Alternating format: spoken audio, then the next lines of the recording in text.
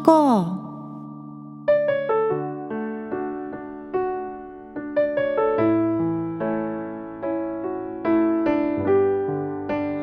皆さんこんにちは。안녕하세요。風花です。今回は最近のおすすめのマッコリについてお話しするんですが、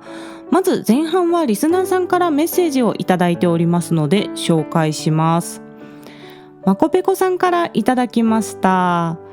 風花さん、今回もリクエストに答えていただきありがとうございました。好きなこととはいえ、どんなリクエストにも真摯にすぐに対応できる風花さんはさすがです。いつも感心しています。ということで、前半部分ですが、いやとんでもないです。いつもありがとうございます。毎回でもリクエスト企画は挑戦するような気持ちですね。私も一緒に成長させていただいております。では後半の部分いきますね。さて、私が元気を出したい時に見るドラマウラチャチャマイラブの OST 잘하고 있어を歌っているチェ・サンヨプさんについて気になったのでメールしてみました。この方はルーシーというバンドのお一人なのかな。ご存知でしたら教えてくださいませ。余談ですが、このドラマは思わず笑ってしまうようなギャグが満載。私的に隠れた名作です。韓国旅行記も楽しみにしております。ということでメッセージありがとうございます。ウラチャチャマイラブは私は名前だけ知っていたんですけれども、このメッセージをいただいてから少し見てみました。ゲストハウスで繰り広げられる男女6人のドタバタラブコメディという感じで、もう出だしからギャグ要素満載でしたね。暗い重い内容のドラマに疲れてしまうような方にはおすすめの作品です。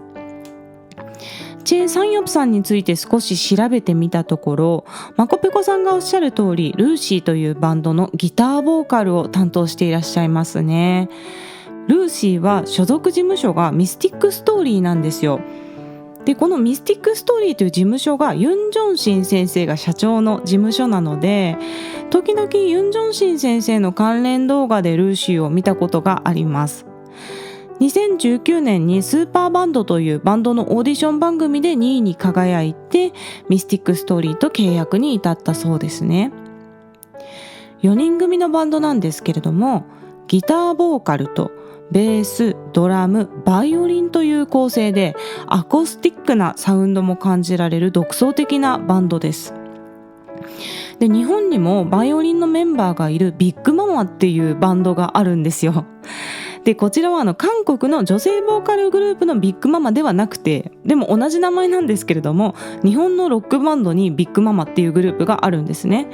で、このビッグママは重厚感のあるロックサウンドにバイオリンを合わせてるようなバンドで、個人的に好きで大学生の頃よく聴いていたんですけれども、ルーシーはね、ビッグママよりも軽やかなサウンドですね。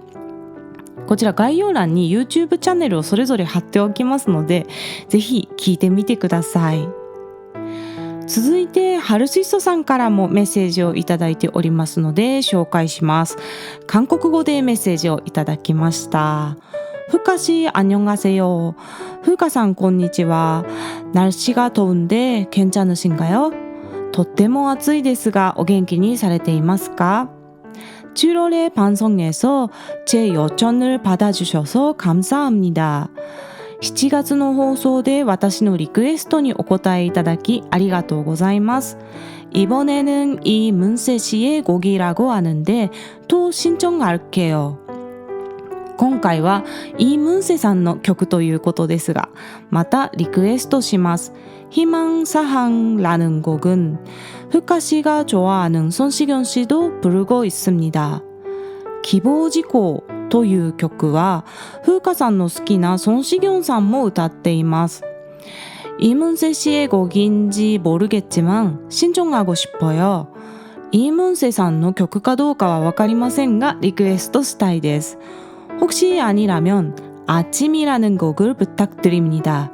もし違ったら朝という曲をお願いします。더운 날씨가 계속되는데 열사병 걸리지 않도록 조심하세요。暑い日が続きますが熱中症にならないようお気をつけください。と만나요。また会いましょう。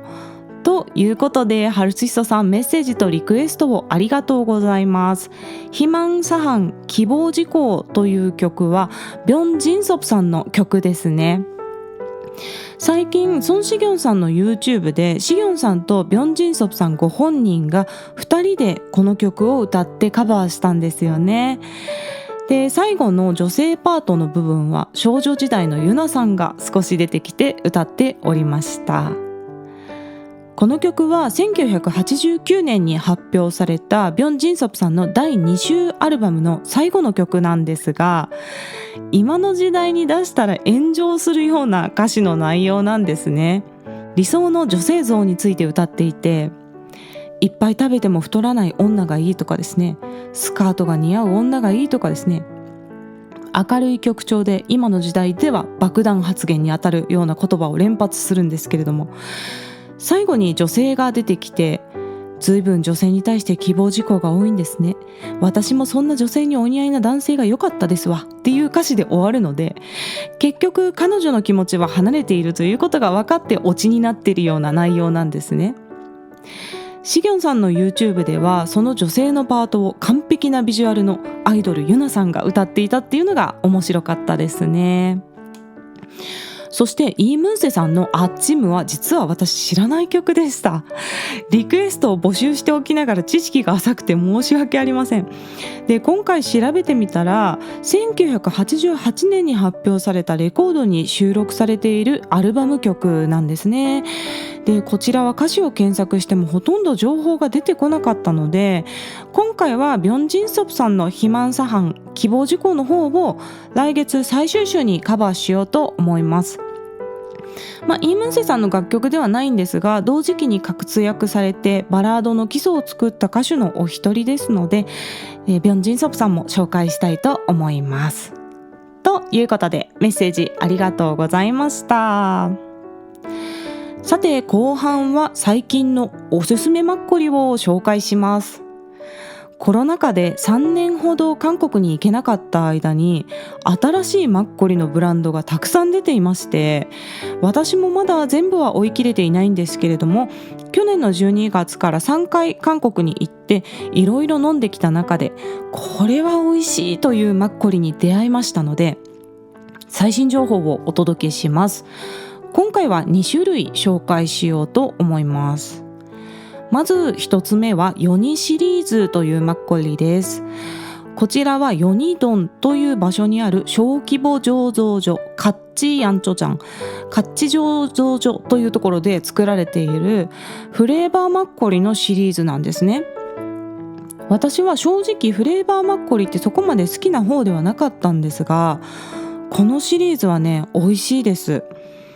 ミント、柚子、メロン、梅、八角、紅茶の6種類があってですね、大体飲んだんですけれども、私は柚子マッコリが最も好きです。柚子の酸味と香りがしっかりあって、ちゃんと酸っぱいんですよね。でもその柑橘の酸っぱさに負けないマッコリの甘さやコクがしっかり感じられて、これはね、食事と一緒にというよりは単体で楽しめるマッコリです。アルコール度数はだいたい10度前後で、マッコリにしては少し高めなんですが、内容量が 375ml とちょっと少なめなのでちょうどいい量です。柑橘系ですとか酸っぱいお味が好きな方には特におすすめしたいマッコリですね。ヨニシリーズは2021年から販売が始まったそうで、本当に最近出たマッコリなんですが、私は最初ソウルのミョンドンにあるロッテ百貨店のマッコリコーナーで勧められて買いました。そこのマッコリコーナーのおばさんはもうコロナの前からずっと同じ人がいるんですよ。多分ね、マッコリを勧めてこの道何十年とかのベテランの方だと思います。マッコリへの知識や愛も深くてですね、日本語もお上手なので、様々なマッコリの特徴を日本語で説明してくださるんですね。なのでソウルでマッコリを買いたい場合にはぜひミョンドンのロッテ百貨店に行ってみてください。おすすめです。地下のフードアベニューのワインコーナーに隣接して韓国全土のマッコリが並んでいるコーナーがあります。ただヨニシリーズは生産量がそこまで多くないので、常にロッテ百貨店にあるわけではないんですよ。なので絶対に手に入れたい場合には直営店に行った方が確実かもしれません。私は2月にハプチョンにある販売所に行ったところ全種類買うことができました。駅からそんなに遠くもないので、本出方面にお出かけの場合はこちらに寄ってみるのがいいかもしれないです。こちら概要欄にインスタのアカウントを貼っておきますので、ぜひご覧になってみてください。そしてもう一つはマンウォンドンという場所にあるポットッパンというマッコリバーのオリジナルマッコリです。前回のトーク会で初日にまずマッコリバーに行ったんですよというお話をしたんですけれども、その時訪れたのがポットッパンでした。こちらのお店はマンウォンドンといって、地図だと本出の西に行った方ですね、ハンガンの方面に行ったエリアにあります。お料理は社長さんのお母様が手作りされていて、人工的な甘味料や調味料を使っていない優しいお味のお料理にナチュラルマッコリをペアリングするというコンセプトのお店です。韓国料理ってあまりお料理とお酒のペアリングをするっていう文化がないんですよね。例えば焼肉や鍋料理の専門店でも大抵ビールと焼酎とそのお店で扱っているマッコリの3種類から選ぶという感じなんですが、このポットッパンというマッコリバーではお料理とマッコリのペアリングに力を入れている印象でした。様々なマッコリを取り扱っているんですが、社長さんのマッコリ愛がすごくて、ついに自分でマッコリを醸造してしまったというのが今回飲んだポットッパンオリジナルマッコリです。これがね、本当に美味しかったんですね。マッコリの美味しい部分を純粋に抽出したような味わいで、いわゆる濁り酒というよりは濁りを含んだ自然派ワインみたいな感じでした。なので普通のマッコリよりも濁り成分は少なめなんですね。真っ白っていう感じじゃなくて、ちょっと黄色いワインみたいな色をしています。少しとろっとした飲み口で、口に含むとお米の香りがふわっと鼻に抜けて、甘みと酸味のバランスもよく、後味はすっきりしていて、さらにアルコール度数も 6.5 度と飲みやすくて、お食事との相性もいいし、もう最高でしたね。美味しいお酒って何でもそうなんですけれども、体にスーッと入ってくるんですよね。引っかかりがないという感じがあります。で、夫はですね、人生で飲んだマッコリで一番美味しいというふうに言っておりました。で、ポットッパンのお店のメニューは韓国語表記なので、韓国語でのコミュニケーションができる方か、もしくは韓国語ができる方と一緒に行くのがスムーズかなとは思います。でも最近は Google 翻訳とかね、アプリもありますので、語学ができなくてもスマホを介してコミュニケーションを取ることもできますのでね、行ってみたい方はね、ぜひ挑戦することをお勧めします。社長さんは優しい方なのでね、語学できなくても対応してくださると思います。私は今回初めてお店に伺ったんですけれども、実は京都にあるピニョ食堂という韓国料理屋さんとポットッパンがマッコリのコラボイベントをしていて、そこで知ったんですね。